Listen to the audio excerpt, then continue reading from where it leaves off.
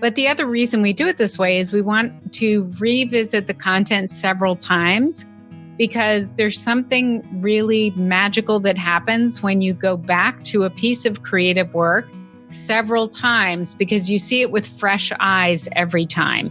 So you notice what it's missing. You can see what's unclear and you can tell what you need to go in and fix.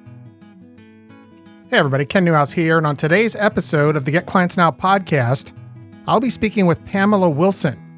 Wilson is the former editor-in-chief of one of the most trafficked sites on the web, copyblogger.com. She's a two-time best-selling author and CEO of Big Brand System, a content marketing and content strategy coaching and consulting business.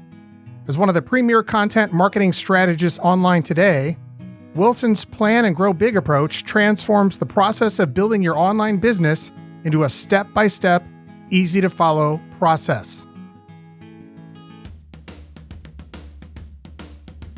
I'm Ken Newhouse. To me, building a profitable business isn't only about generating leads and driving sales. It's about who we are and what we're made of. I succeed in business by finding the most effective methods to persuade, inspire, and ignite the imagination of others, and find the most effective methods to persuade, inspire, and ignite the imagination of others to succeed in business.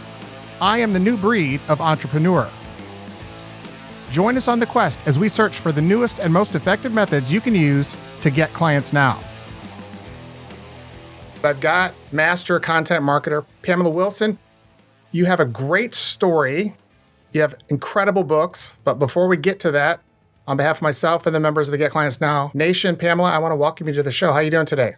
I'm doing great, and I am thrilled to be here. Hello, everyone. Thank you so much for having me. Yeah, this is going to be an awesome episode because I've been wanting for a long time to have you on the show, and we were able to finally get together. But you got an amazing story. You've written several outstanding books. We're going to talk about one in particular today. We can actually mention both of your books, but we're going to talk about and focus in on content marketing strategy for the most part today. But what's something about you that most of your ideal prospects, most of the people in the marketplace don't know about you, but you'd really like them to know? I think probably the most important thing, and especially in the context of these books, is that I do not feel like a born writer at all. I managed to crank out, like you said, a few books, but I really didn't start out this process knowing how to be a writer. I did not major in English. I didn't major in communication, nothing like that. If you're like me, and if you're like one of my most successful clients, Evan, the first quarter of 2020 was fabulous. Evan's content marketing efforts were driving qualified traffic to his site. Visitors were consuming his content, and whether they were commenting, sharing on social media, or better, opting in for a digital download and joining his email list, they were responding favorably to each of his calls to action. Evan, his clients, and most entrepreneurs were enjoying the benefits of the greatest economy America has ever known. Business was booming, and life was good.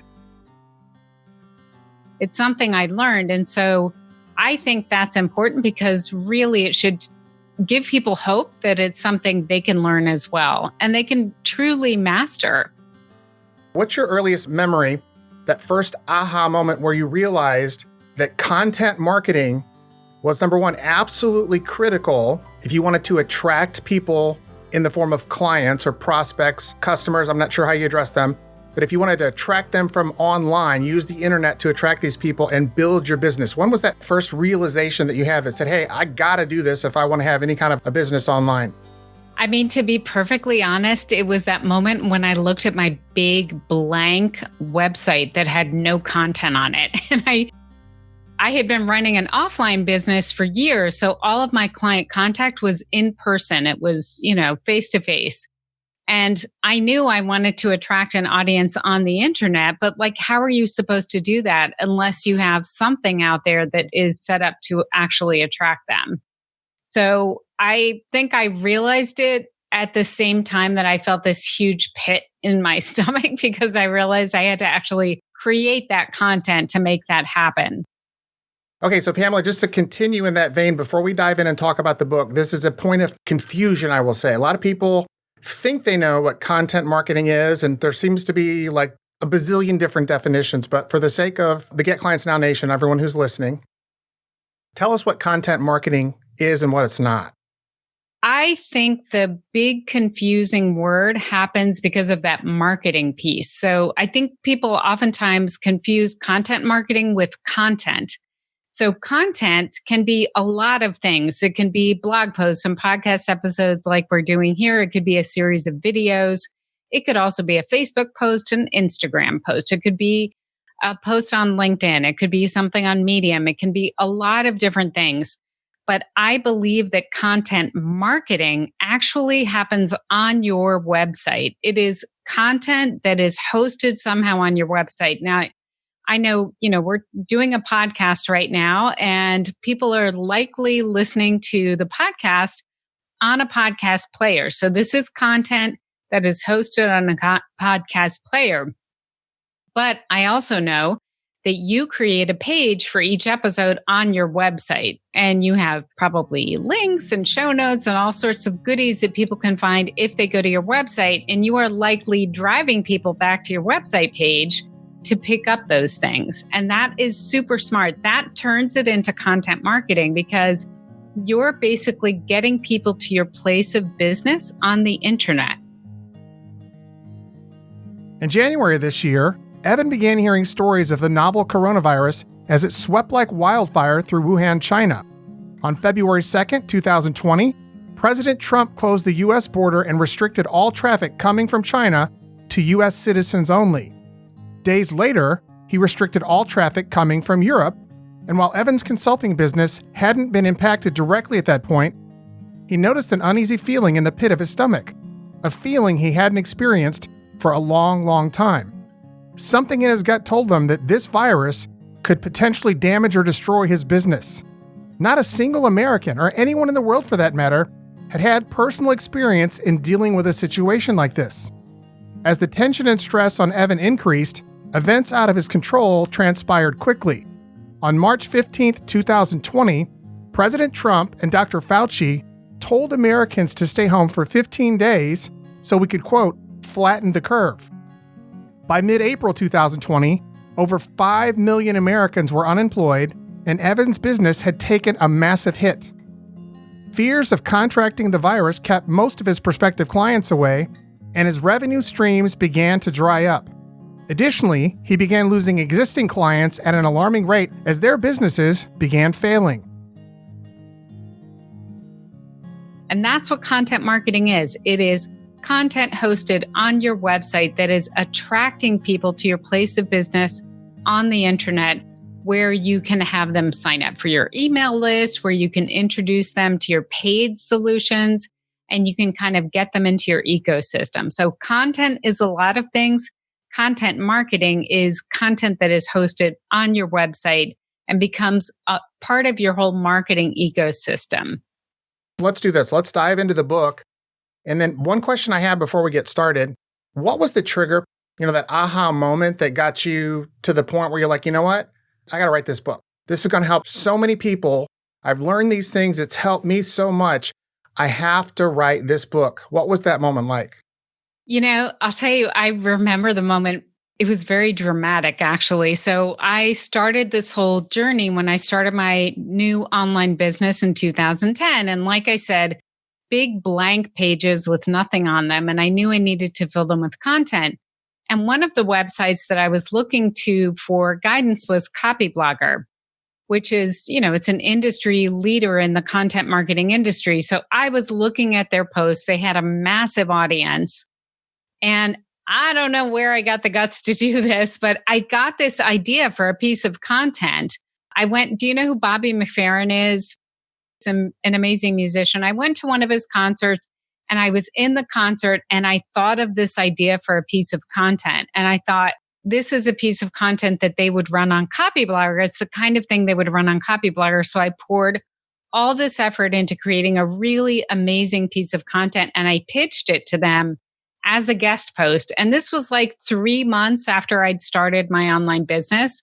So I really was I was just getting my legs as a writer under me.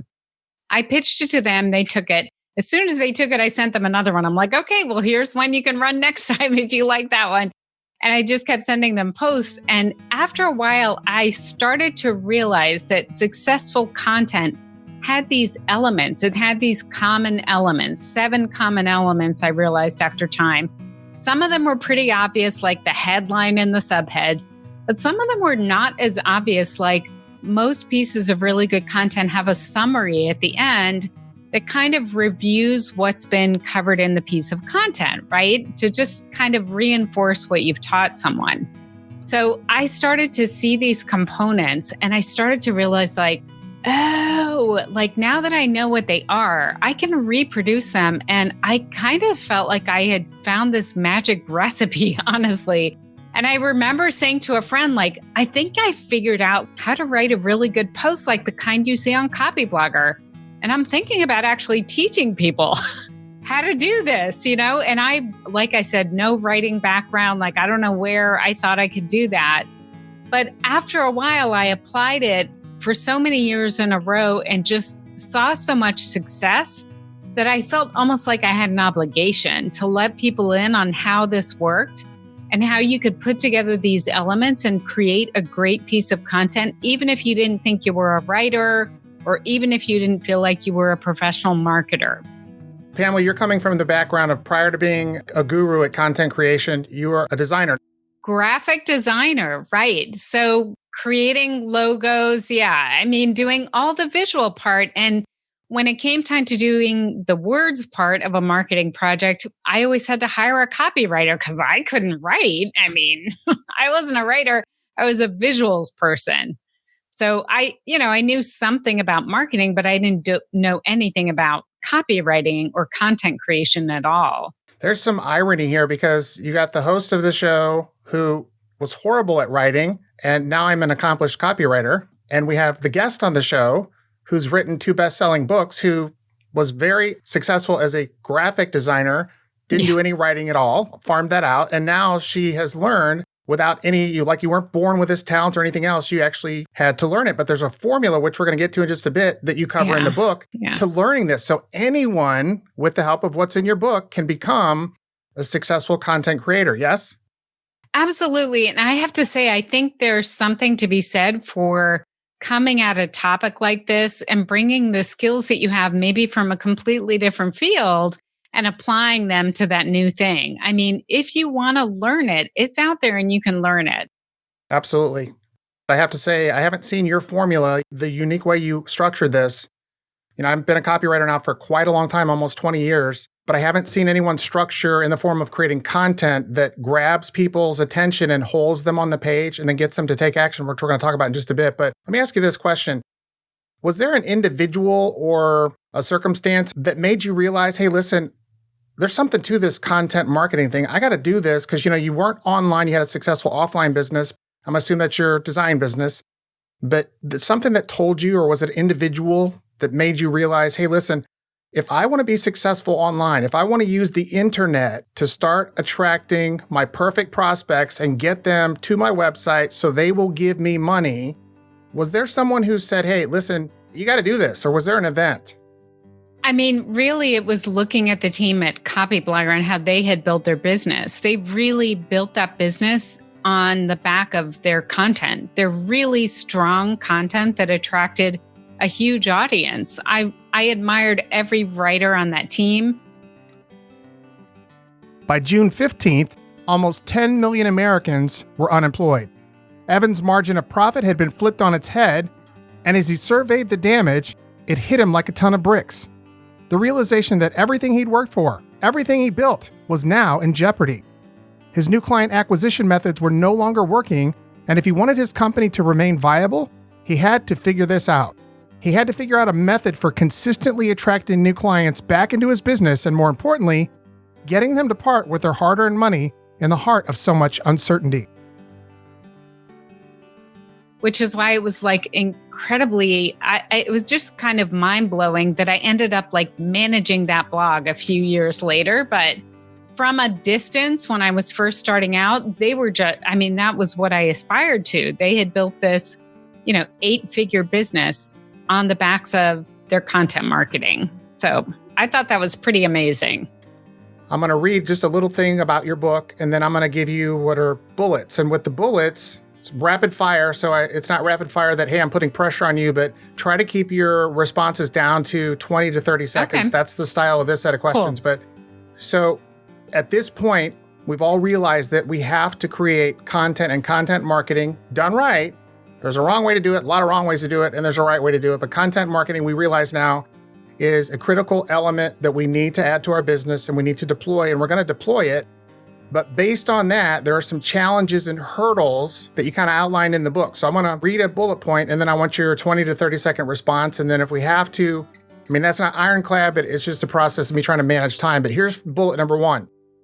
And this is more like a section heading, but it says, writers aren't born, they're self-made. Run with that. So writers are not born. I mean, you and I just talked about this. You do not have to have a degree in writing to learn how to put this together. It's something that can be learned. It takes practice, like you said at the top of the episode. It takes practice, and not every piece of content you create is going to be a winning piece of content. But you just have to keep at it, because it doesn't take a million pieces of winning content to really attract traffic and attract customers. You really just need a few real strong ones. And the way to hit on those strong ones is to write a lot of content. Yes, I learned that writing copy, and certainly with my podcast, I could have quit a long time ago. But I made a commitment when I first started this show. I'm doing it 12 months. Yeah. Whatever happens, could be a miserable flop or it could be a success. I'm going 12 months. And thankfully, I stuck with that, because the first 4 or 5 months, it was only the people who knew me, like my clients and members that I already had. Right. Wasn't really a few referrals, but I wasn't getting a lot of outside traffic. Okay, here's another one. Fear of a loss of privacy. A lot of people feel very uncomfortable writing in public, because there's an element of this where you're getting better at this skill, but you're having to get better in public, right? So the way that I tell people that you can kind of flip this around is, in the early days of content creation, no one is watching. No one, like you said, no one's paying attention. I mean, it's like your family and a few people who know you, a very supportive audience. So that's a fantastic environment to basically learn in and make your mistakes and be a beginner in. So just get the stuff out there and get some practice under your belt. When no one is really paying attention, you'll get better the more you do it. That's a good point you bring up, because the very first show I did with the beautiful and talented Lisa. That's my wife. And all my clients, they knew me. And so a lot of them were saying, hey, listen, you sounded really stressed out. I mean, I've done webinars and all this other stuff, so they know me. But I was really stressed, because in the back of my mind, I had this delusional thought that millions of people will be listening to this first show, and I got to do this right. In fact, no one was listening other than the people who knew me, and they could tell that I was under a lot of pressure, which I shouldn't have put on me, because there was no need. Okay, here's the next bullet point. Fear of being judged. So again, like, that beginning audience is not really out to get you. They're supportive people, but even once you get it out in the wild world, for the most part, people are very understanding. And I think you and I are in an age group that, we're used to this environment where marketing communications had to be very polished and sound very corporate. We don't live in that world anymore. I think people are really responding to things that sound real and approachable. And that usually means that it's a little bit less polished. So have good grammar and do the best you can, but like, people aren't really out to like gotcha on your content marketing. So you can take that pressure off of yourself. Yeah, it's just like what I do in direct response copy. My guess is that, from what I've seen, is that it's more folksy. It's more like the way we talk. And yes, you have to use good grammar, obviously, but this is not like English literature. Okay, last two, I'm going to combine these 2 bullet points. Fear of not feeling capable, combined with fear that all this work, if I do all this work to create this content, it's not going to pay off for me.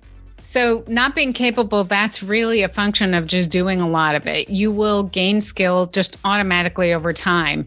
But that second one is valid. That's a valid thing, because this is really a long game. And it's kind of like compound interest.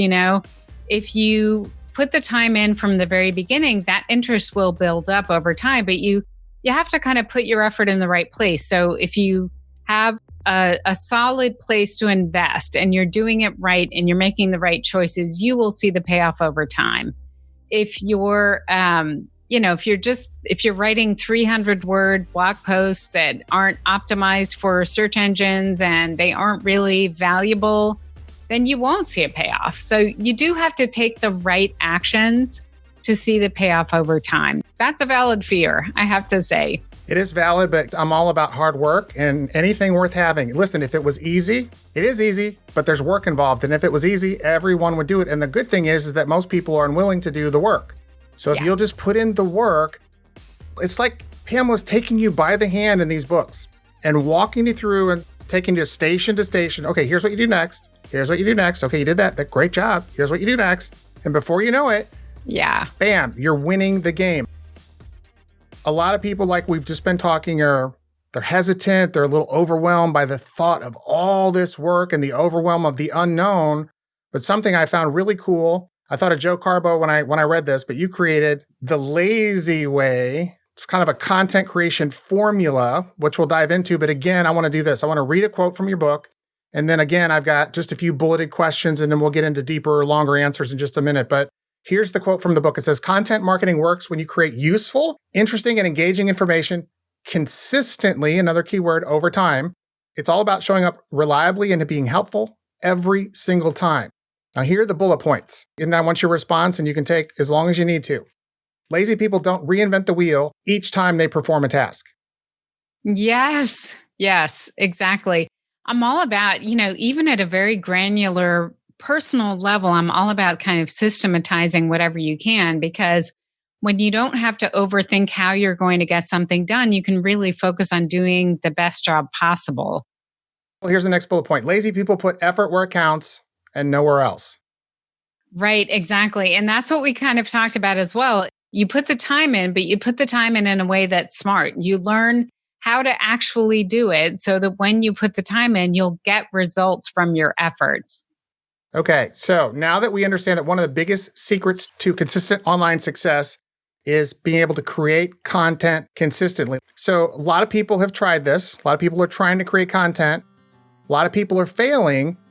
But based on your experience, where do you see that most people are failing in their content marketing strategy? Is there a commonality, or is there a particular area where you see people failing most often? Honestly, I think the biggest thing is just that inconsistency, because that's where you really start to see the difference. When you get published content out there on a regular basis, it's like you, with your podcast, I mean, if you were just showing up every 2 weeks, and then it's 6 weeks between episodes, and then it's 4 weeks, and it just is random. People don't see you and see your business as a business they can completely depend on, because you're kind of random. So when you can learn how to do this and then just do it really consistently, that's where you start to really see the benefits.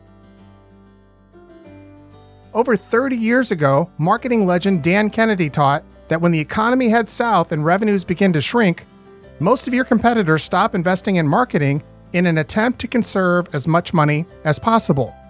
Even more of your competitors stop investing time in content marketing. Paralyzed by fear of the unknown and an overwhelming sense of uncertainty, Evan's competitors stopped proactively marketing their businesses. And while Evan was among the many who stopped investing in paid advertising at that point, something in his gut told him to keep producing content, to focus on creating the most value-laden content possible. With an unexpected abundance of free time on his hands, Evan made the decision to go all in on his content marketing efforts. He doubled his content production, then tripled it 2 weeks later. He was now creating a new killer piece of content every 48 hours.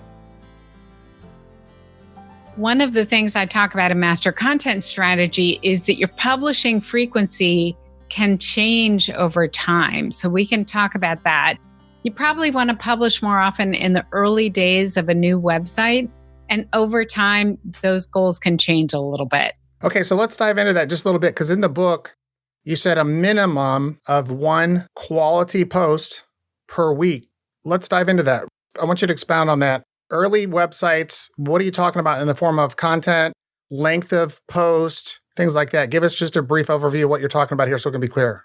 Right. So, and just to be clear as well, The information, I'm going to talk about word count for people who want to know for blog posts because I'm asked that question all the time.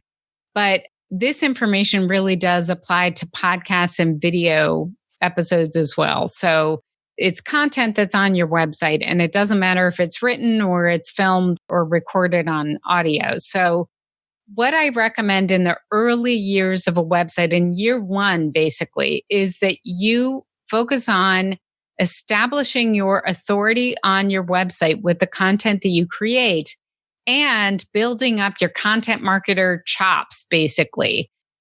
And the way you can do that is to publish once a week.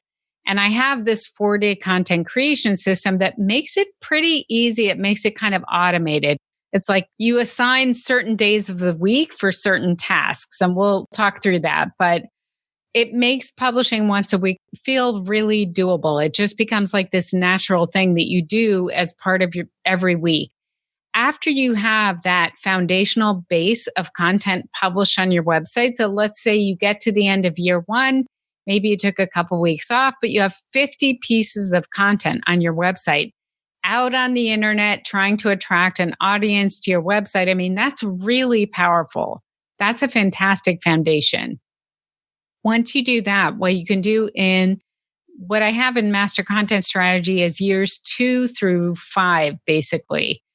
You can focus on maybe adding, kind of making your content more in depth. So adding multimedia, maybe you add a video, maybe you add a slide share, maybe you add more images. You just increase your skills as a content marketer by adding multimedia to your posts. Maybe you write longer posts, or they're a little more in depth than what you wrote in year one. So you have these content marketer skills and you can kind of put them to use.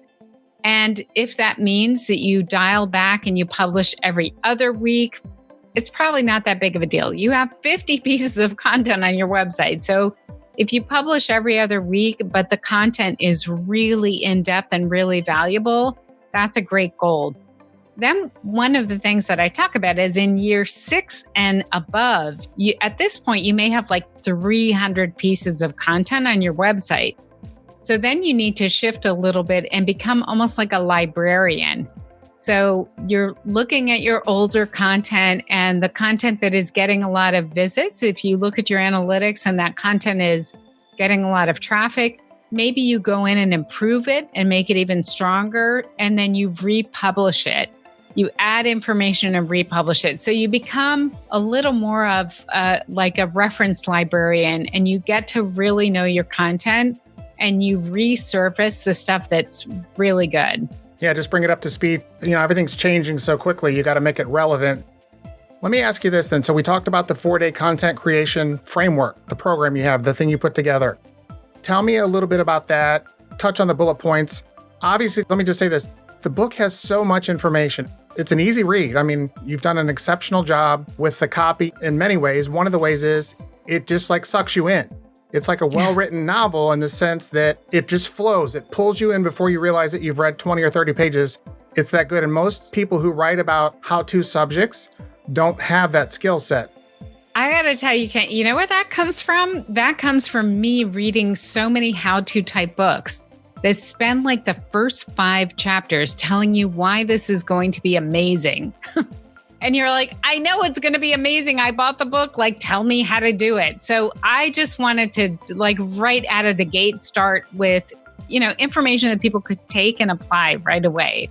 My question is, or my point was, there's no possible way we can do more than scratch the surface of this book. But I want to talk just briefly, if we could take 2 or 3 minutes, give us the outline of the 4-day content creation system, the framework you put together, because I think that's an important point that people need to hear.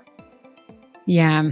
This is really the key to getting a lot of content created on a regular basis and making it feel kind of easy and natural, just like it's part of your schedule.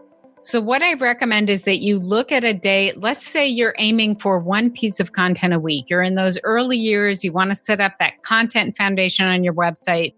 Look at a day of the week and decide that you are going to publish on that day. So let's say you're going to publish on Wednesday. Then what you want to do is work backward from Wednesday and assign a specific task to every day of the week. So the whole premise of this approach to creating content is that you do not want to try to sit down in one marathon session and create a piece of content from start to finish. Partly because at the end of that process, at the end of 4 or 5 hours, your brain is tired and you're trying to put the finishing touch on a piece of content like polishing it and seeing mistakes, and you just can't do it when your brain's that tired. But the other reason we do it this way is we want to revisit the content several times because there's something really magical that happens when you go back to a piece of creative work several times because you see it with fresh eyes every time. So you notice what it's missing. You can see what's unclear and you can tell what you need to go in and fix. So that's the other piece of this that's kind of cool. So let's say Friday or Wednesday is your publishing day. So we're going to call that day 4. So we're going to work backward. We have a day 3, a day 2, and a day 1. So day 1 is all the way back on Friday of the week before. On Friday of the week before, on day 1, you're just going to write, you're going to figure out your topic. You figure out what you're going to create your content around. And you're going to write the headline or the name of the podcast episode or the name of the video series. And then you're going to write your subhead. So it's basically what are the 3 to 5 to 7 items I want to make sure that I cover in this piece of content. Rampant fears of being infected with the coronavirus forced record numbers of prospective clients online. With so many people online, Evan was convinced that a ramped-up content marketing program was his solution to generating new clients and sales for his business. A month has gone by since Evan began diligently cranking out high-quality content, sharing it on social media, and sharing it with prospects and clients on his email lists. But the response has been almost non-existent. And to make matters worse, his business partner and his spouse, even his know-it-all brother-in-law, Steve, are telling Evan that he's wasting his time on writing all those blog posts. At a time when he needs encouragement and moral support, Evan's getting criticism and consternation from those closest to him. Why can't they see what he sees? Once you've done that, you don't have to do anything else. I always tell people, stop, walk away, go about your life, and let your brain keep working on the piece of content, because as you're doing other things, you may come up with great ideas that you can add to your content. So it's an opportunity for your creative brain to kick in and do those things. Then on day 2, what you want to do is really focus on creating your first draft. So in your case, it's the recording of your podcast episode. In the case of a blog post, it is literally writing that first draft. In the case of a video series, it's getting that first long, unedited shot of the video that you are then going to edit. You don't do any editing on this day. You just get the first draft created. Do not go back and do any editing. I always tell people, write forward, don't write backward. And with your podcast, if you make a mistake, you just keep recording. You don't stop and set up and start all over again. You just keep recording because you know you're going to go back and edit. So just get that first draft created on day 2. Day 3 is all about editing. That's all you're going to do. So you've rested, you've had a good night's sleep, hopefully you've got some coffee in you and you're ready to go the next day. And you go back to that first draft that you created and you'll be able to see what it's missing, what you need to eliminate, what you can shorten, what you need to add, all of those things, because you have fresh eyes. So that day you're really focused on polishing it up and getting it ready to publish. So if you need to create some kind of image, you do that. If you are doing a written blog post, you add formatting, so bulleted lists and block quotes, and you shorten your paragraphs to make it very easy to skim. All of those things that just give it that final polish so that it's ready to go. And then you schedule it. And day 4 is publication day. So that's when you're kind of out there advocating for your new piece of content. So you've got it on social media. If you have an email list, you're sending it to your email list. If it's a really great piece of content, you might actually reach out to a colleague and say, hey, I published this new post. Do you want to share it with your people? It's really in depth and I think you're going to like it. So you're just out there, you're advocating for it. You're like a marketer for your piece of content. And when you do it like that, when you break it up over all of those days, you're able to really bring your full self to each of those tasks. And you can look at your calendar and say, it's Friday, so this is the day that I write my headline and my subheads. Or Mondays are my first draft days. Every Monday, I'm going to be creating a first draft for that week's piece of content. Tuesdays are editing days. So the calendar will actually help you to create your content. What about that system when you finished it? When you really realized, hey, look at what I just created. This is going to help so many people. What about that system surprised you the most? Honestly, the piece that surprised me was just how much easier it made everything. When I broke it up over several days, it was just so much easier. And I found that I created content more consistently. But the funny thing is, I cannot tell you how many people have come up to me and said, I really resisted that 4-day content creation system. I read about it. It seemed like it made sense, but I never tried it. And then I tried it and wow, that really works. With respect to content marketing and content creation, we all have this thing that we have to apply in our business if we want to actually be successful. Well, we have to understand it first. And then we have to follow it and incorporate it into all the work we do. And that's called the customer journey. And so with respect to the customer journey, tell us what it is. And then in your experience, do you find to be the biggest mistake people make with respect to creating content as it relates to the customer journey? In the book, you talked about people who have more like newbies, beginners as their ideal market versus the people who are more advanced. That's right. What I'm alluding to with the question. Right, exactly. I do have kind of a different approach to the customer journey because for people who are not marketers, I think the customer journey concept can be a little bit difficult to understand. So you saw the books. I try to simplify everything and just make it real easy to grasp. So the way that I talk about the customer journey in relation to content is that depending on how people relate to your topic that you're writing content about, they're going to have a different set of questions. So I know some people in your audience are chiropractors. So let's say somebody is a beginner to the world of chiropractors and they don't understand how chiropractic assistance can help them. So they have a set of questions and they usually begin with the word what. What is a chiropractor? What does a chiropractor do? What can I expect when I go to my first appointment? What is it like to get an adjustment? What will it be like over time? They have a lot of what questions. These are beginner questions. They're asking for you to kind of define the topic for them because they really don't understand it. Then we have the next group. The beginner group is huge. I usually tell people, write about 50% of your content for that beginner group, because when you can get those beginners in and turn them into your customers. Evan has done his research and he knows that record numbers of people are online and they're ravenously consuming content. So why aren't they consuming and responding to his content? Why aren't they emailing him or calling him to set up a consultation? As he racks his brain trying to figure this out, he's struck by an idea. Evan immediately refocused his efforts and enthusiasm by telling himself, I'm going to put even more effort into this. Instead of creating content in only one form, I'm going to create multiple forms of content for each piece that I do. I'll continue writing my blog post, but I'm going to add video and audio. I'm going to start including images too. And dang it, I'm going to start including an infographic in some of my posts. To cap off his new approach, Evan makes the decision to leverage the power of social proof in his content marketing. He decides to take his client video testimonials and insert them into relevant pieces of content. With over an 80% reduction in his gross revenues, Evan has had to temporarily furlough his entire team. It's just him and his partner Joe, and this all-in strategy is going to require every free moment of his time.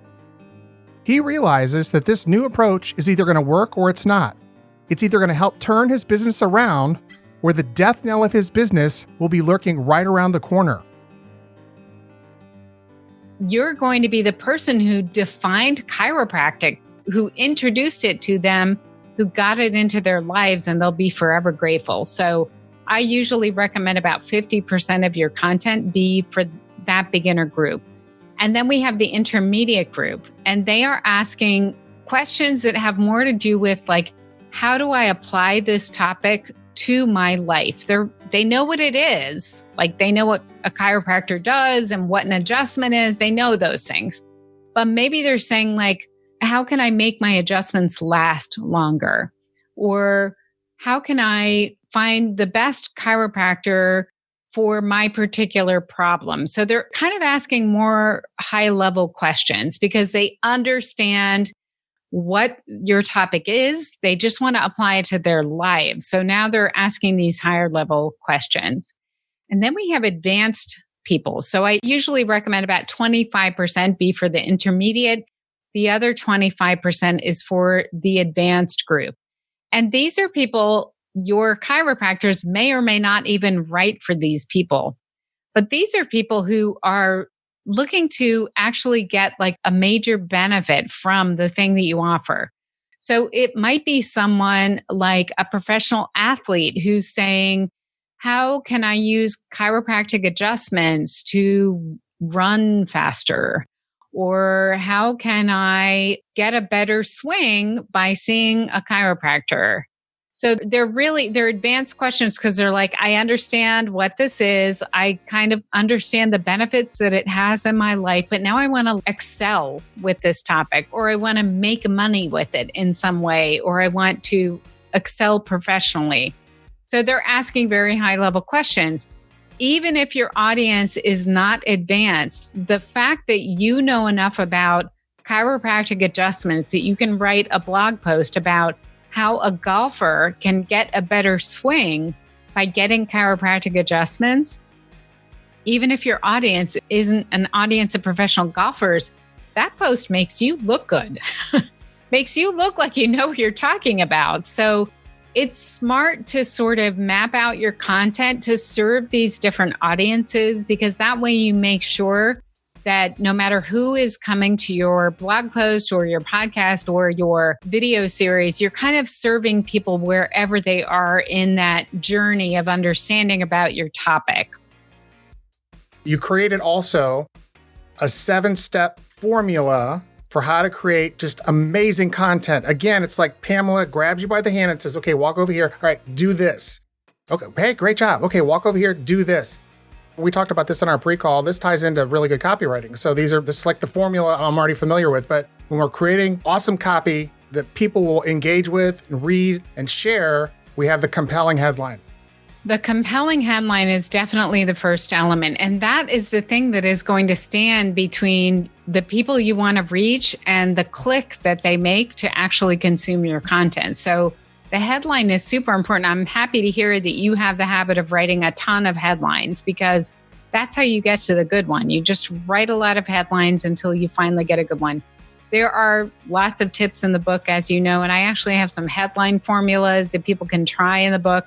That's a great way when you're first starting out to just plug your topic into these formulas. You can, like you said with the Dan Kennedy sales letters, you just get into the habit of like, okay, what does a good headline sound like? What is that rhythm that I'm trying to hit? So using formulas can help you with that. So the next thing is the first sentence. And so one of the things that I say to people is you want to use the headline to get the click, but then once people are on your website consuming your content, you have to imagine their hands kind of hovering over their mouse. And they are basically deciding, am I going to stay or am I going to go? And one of the things that they will use to make that decision is your first sentence. So you really need to grab them and keep them on the page with that first sentence. If you have a podcast, you want to pull something from the middle of the podcast that's super provocative and put that right at the front of the podcast to keep people there. Same thing with a video. You want to grab this super provocative part of your content and put it right at the start so that people are like, oh, something provocative or curiosity inducing, or put them in the middle of a story that's in progress. something like that will make them say like, oh, I get it. What is this about? And make them want to keep reading or listening or watching. Then we have the introductory section, otherwise known as the lead. Yeah, I call it the introduction. I mean, you've seen, I just try to simplify all the jargon, but the introduction section is basically a place where you are going to foreshadow what's to come. And again, people are still kind of deciding like, am I going to stick around here? Is this really worth spending a few minutes to consume, So you want to let them know this is what we're going to cover. This is what you'll come away with. This is what you're about to learn. This is what I'm about to show you, things like that. It's like a preview in a movie theater, a movie preview, something like that. Evan's new media-rich content has really taken off on social media, and the traffic to his website has increased 47% in less than 6 weeks. His calls to action and the updates to his sales funnels are really paying off. And while he hasn't reached his business's pre-pandemic sales volume, he knows that he'll eventually get there. He knows that this new approach to content marketing works, and that keeping it rolling is critical to the success and profitability of his business. Even better, his business partner Joe, his wife, and his loser brother-in-law Steve know it too. Evan has finally figured it out, but he's learned what could be an even more valuable lesson than that. He now understands that prospects aren't simply attracted to his content for the content's sake, but they're magnetically attracted to his content because of who he is and what he stands for. He now understands that he is the reason that people are attracted to his content and ultimately to his business. And it's this realization that helped him decide to keep himself personally involved and active in this new and exciting and effective method of attracting clients, building his personal and business brand, and helping his business become more profitable than ever. So the next thing I talk about is the subheads. And that, if you remember, we were doing that on day one in the system. So the subheads are important because some people in a blog post, especially, they'll come to a piece of content, they'll see this big piece of content, they'll start scrolling, and they're just looking at the subheads. So it's important for your subheads to continue to be really compelling. You don't want to have subheads that are boring. You want subheads that really kind of give an idea of what people will get in the content. It's at Copyblogger, they used to call it a secondary reading path, I think is what they called it. Yeah. So you just want to make sure that those subheads are really compelling. So I mentioned that as the next element. But then the thing after that, like you said, is the main copy. And that is basically everything else. Everything that goes beneath each of those subheads is the main copy. So this is the bulk of your writing when it comes to a blog post. If it's a podcast episode, the subheads you've done this beautifully today where you've said, in this section, we're going to do this. And then we do that section. And then you say, now we have this other thing, we're going to do this. So you've got your podcast broken up into sections. And that's exactly what we do with a blog post. Each section has a subhead at the top of it. Okay, and so then from the main copy, we go into the summary? Then we have the summary, right? So this is another one of these sections that I think most people don't realize is there. You don't want to put a subhead above it that says summary because that's a little too much straight from English class. So you want to still have a compelling subhead above this section, but it's a chance for you to revisit what you've covered in the piece of content, just to reiterate what you've gone over. And that's mostly because people's attention spans are really short. So you want to just reinforce what you've covered in the piece of content and also reinforce that you've delivered a lot of value to them, which is really important because of the last thing that's in there. Do you want to introduce it?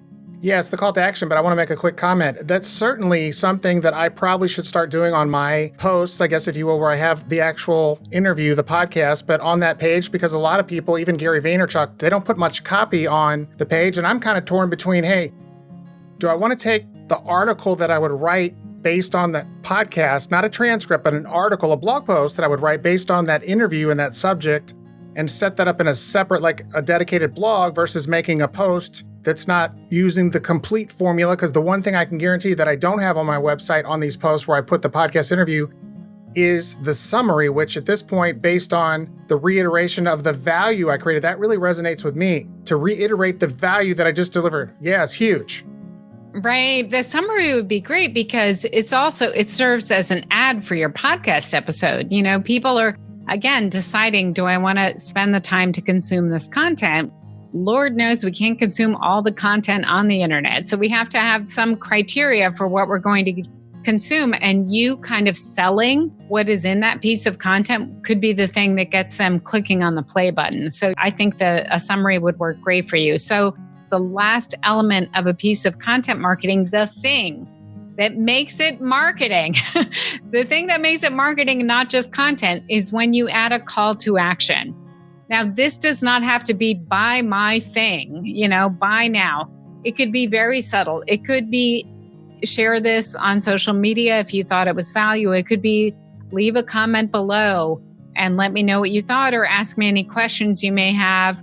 It could be sign up for this checklist that I developed based on the content that I just gave you. Get this checklist, and then you can be building your email list. There's a whole continuum of calls to action, from the very subtle, which is like interact or engage with me, follow me on social media, things like that, to the very, the other end of that continuum is click here to buy the solution for this thing that I just presented. Well, one of the calls to action I can tell you that I use, and I don't wait till the end, is I'm going to put a call to action with the cover of your books in the post that accompanies this interview that has the guarantee stated in writing just below it. So I'm not going to wait till the end. I'm going to disperse that throughout my article, so to speak, below the podcast player itself. But I want people to know, hey, listen, this is like no risk.